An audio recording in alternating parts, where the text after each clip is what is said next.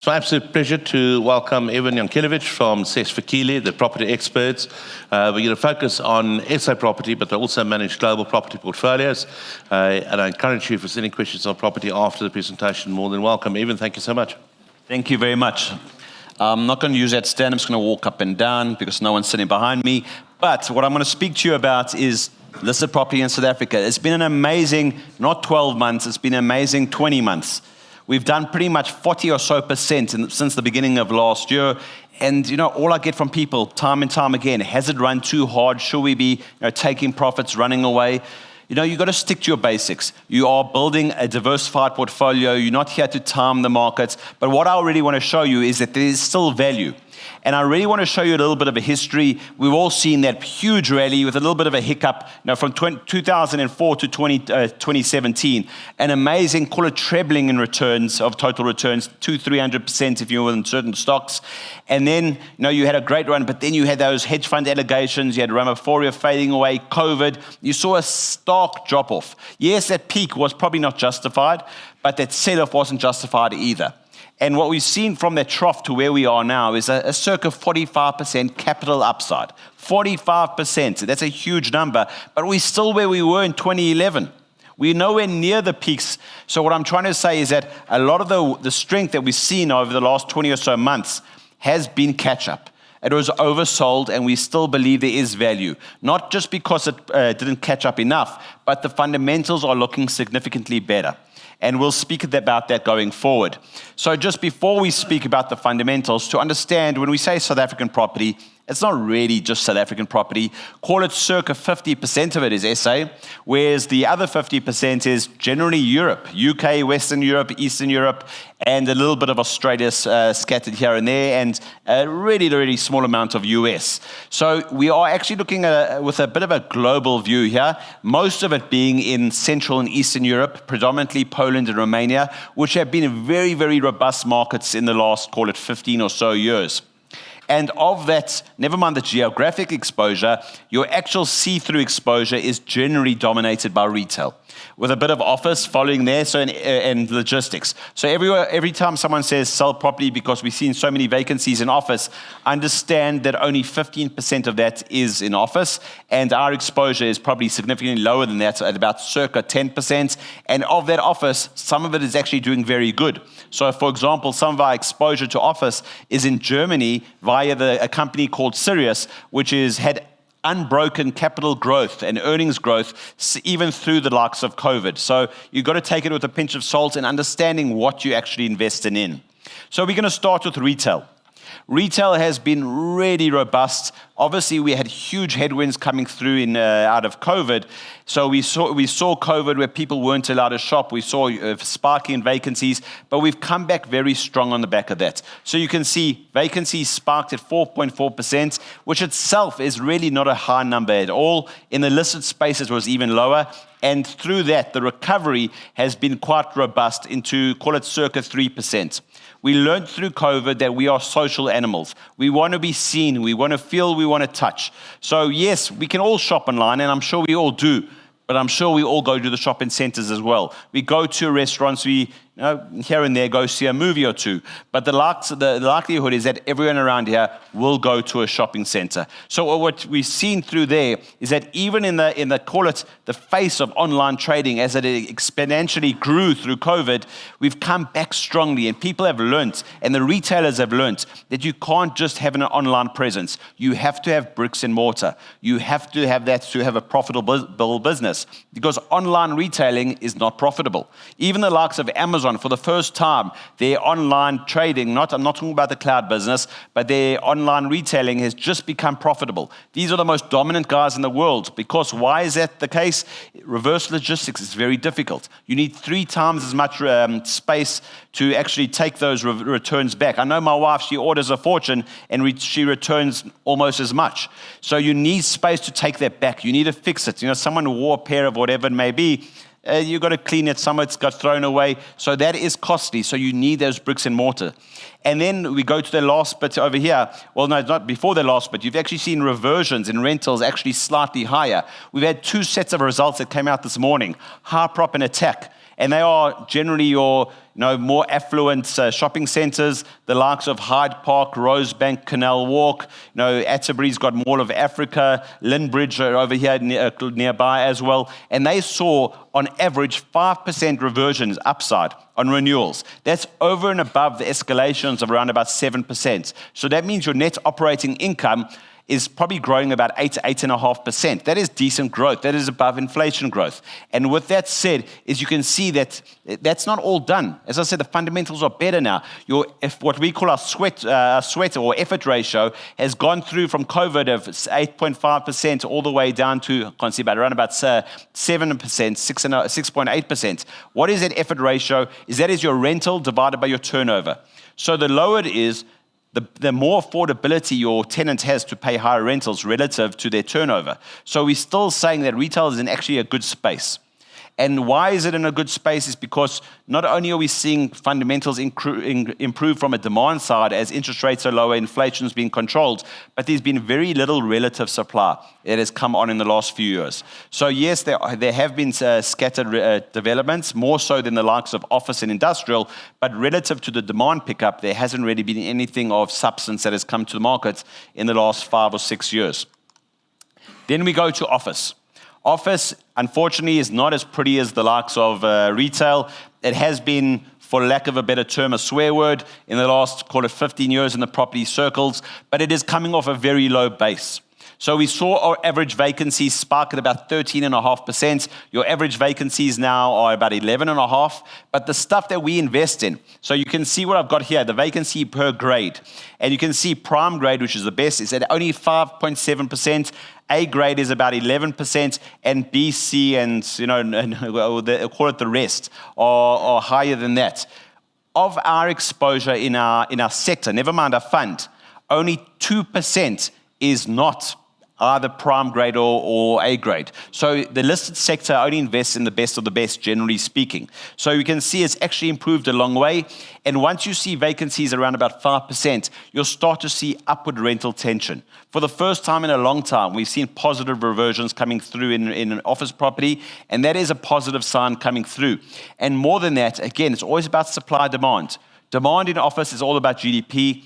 Unfortunately, it's been somewhat flatlining for the last 10 or so years, but supply is non-existent. This is the average supply in office over the last, call it 15 years, and you can see that there is literally no supply. We've had a year that you actually had negative supply.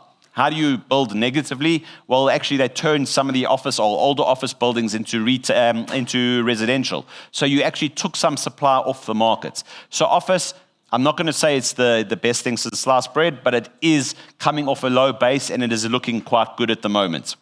What is looking very good is industrial. And when I say industrial, we got to change our mindset. This is not manufacturing, because unfortunately we don't do that very well anymore. But it's more so, it is logistics and it is storage. So e-commerce has been a huge underpin for that. People can't wait more than, call it 12 hours to get whatever they ordered. Checker 60/60. It's we want it and we want it now. And we can only get it now if you have the appropriate storage, or call it logistics mechanisms, in play. So that has been a huge tailwind. The other very big tailwind, which is not as apparent to many, is the actual supply chain. Especially, and I'm talking on a global scale, with all the geopolitical issues, with Brexit coming in, with our ports under huge strain with Transnet, we can't get things where, generally speaking, the big retailers had their whole process around just in time. Keep things moving very quickly, it's a lot cheaper. Now, you can't rely on that. It's now called just in case. So people are storing a lot more. So logistics and warehousing have had a huge underpin or tailwind from that. But then everyone asks is, well, if that's the case, vacancies are low, there's a huge demand for it, not so much supply, but why are those reversions negative, through the last, call it 8 years? The reversions were negative for one reason and one reason only. These are boxes. They were very easy to build. There was a lot of land available, and construction costs were very low. In the last 2 or so years, we've seen those construction costs fly through the roof. So call it 8 years ago, you could build at a 10% yield and charge 60 Rand a square meter. Now, to get an 8% yield, On a break even, on a new industrial unit, you need to charge 95 Rand a square meter. So we are seeing that uptick coming through on rentals, and you will see that going positive quite nicely going forward. So as I said to you, fundamentals are looking good on the three main sectors. We spoke about retail, which is call it circa 60, 15% in office, and 15% on industrial. And there's just another, I'll speak about your returns, and everyone says, well, property, bricks and mortar. But one of the big contributors to returns is actually renewables, solar. This is an amazing thing. It's very seldom, I always say, do people see the positives in load shedding? So thank you very much, Eskom, for getting us in gear and rolling out a huge lot of these renewables, especially solar. So solar now accounts for 17% of consumption across our sector in the local space. 17%, we think that can get to 30% in the next few years. So every time Eskom or NERSA pushes the tariffs, we can actually get a better margin by passing it on to the tenants. Or alternatively, we can make it cheaper for the tenants and circumvent NERSA or Eskom for that matter.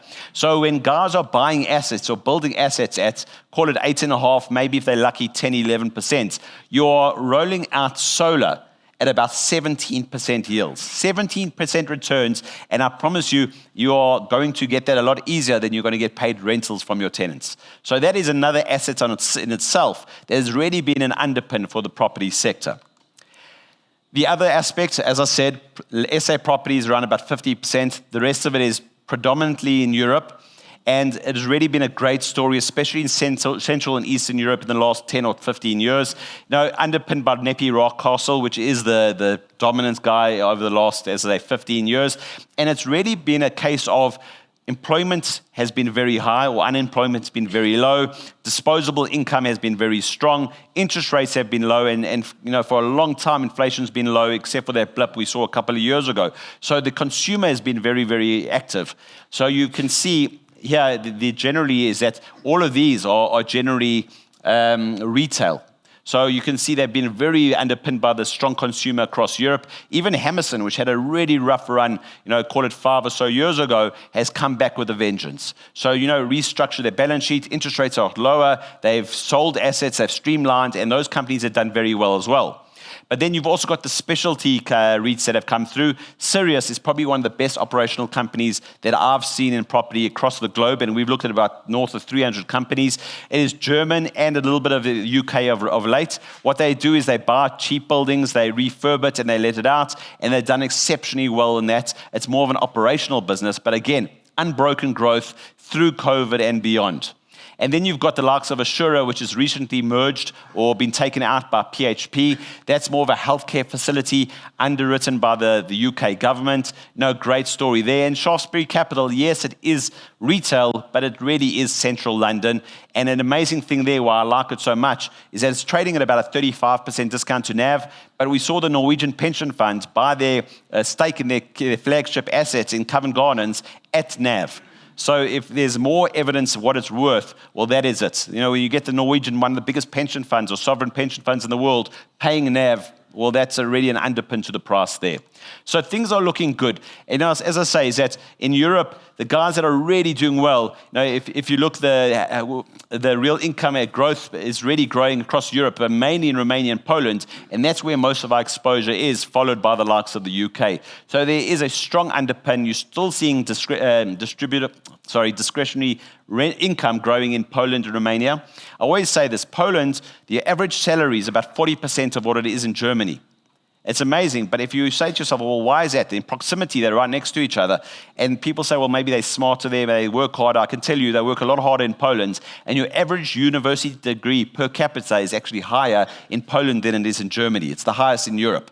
So these are very qualified guys, and they're going to demand more and more revenue, and that will underpin the spends on the likes of a Nepi, Mass, and the likes. Okay. Before I go in our outlook for the sector, we've got to speak about balance sheets. And very quickly there, we're in a much better position, or the best position we've been in a long time. Why is that? It's because COVID scared us into cleaning out those balance sheets, selling additional assets to write down your LTV. We peaked at about 42%. We're now sitting around about 36% loan to value. And your interest cover is a lot stronger as global rates are being cut as well. So Asset side is looking strong. Balance sheet side is looking strong. And for time's sake, I'm going to pop out to our positioning and an outlook. We still see value in the sector. I wish I could promise you another 31% that we did last year. I can't do that, but I can really say there is least value in the sector. 13, 14% is still doable in the following 12 months. You can see this is your property yield divided by your bond yield. The higher it is, the cheaper it is. It is trading slightly ahead of fair value, but this kind of green line over here is your inverted growth. So the lower it is, meaning its growth is getting stronger, therefore you should actually pay more for property. Growth, as I showed you, is looking better than it has in the last 7 years. So growth is coming back. We believe there should be a stronger re-rating. And priced to NAV, we're still trading at a 24% discount to NAV. And NAVs are not going lower. They've been stronger, actually. I just came from the attack results. Their NAV, if I'm not mistaken, was up 4.7%. So asset valuations are getting stronger, so why should we be trading at over 1 standard deviation discount to the last, 20 years? So we are pretty positive in property. Going through in the next, 12 months, we're looking at about 13.5%. Your biggest variable here is not what happens to ShopRite or what happens to Pick n Pay. Your biggest variable here is the long bonds.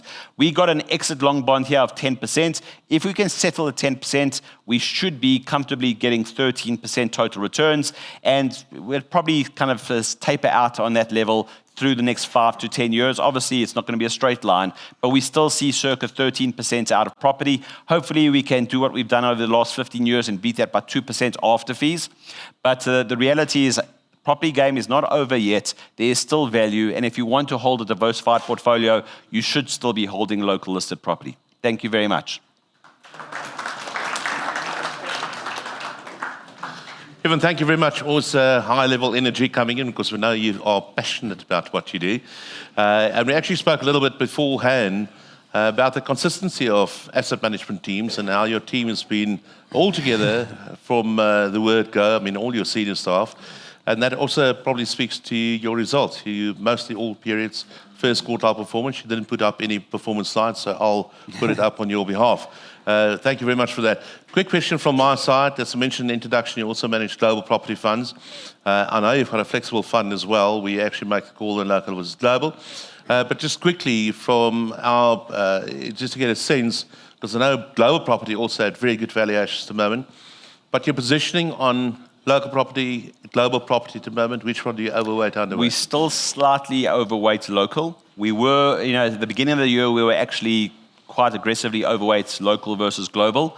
But as we stand now, we are only slightly overweight. The reason for that is that obviously there's a lot of volatility around the world, but the global has more entry points which are a little bit more defensive. So you've got a lot of uncertainty, macroeconomic uncertainty, whether driven geopolitics or not.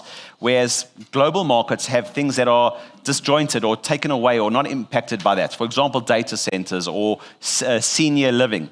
So things that are not really, it's not a trend linked to interest rates or anything, or global growth, but housing, for example, senior housing is linked more to demographics.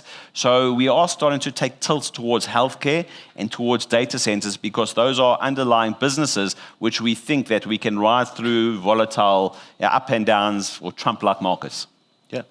And both your local and global property funds are on all the big platforms. Yes. And, if you look at a lot of your SA general equity funds and multi-asset funds, very few of them, there are some that include property. But I would say, if you want property in your client portfolios, you're actually going to have to bolt it in with a building block fund. I've learned over the last 22 years that a generalist will not look at property on purpose. I remember when the sector was only 10 billion, they used to say, no, Pick n Pay as a standalone is bigger than your whole sector. Why should I waste my time? And that mindset hasn't changed. Pick n Pay is not bigger than the whole sector anymore, but the mindset hasn't changed. Oh, there you have it. Evan, thank you so much. Thank you.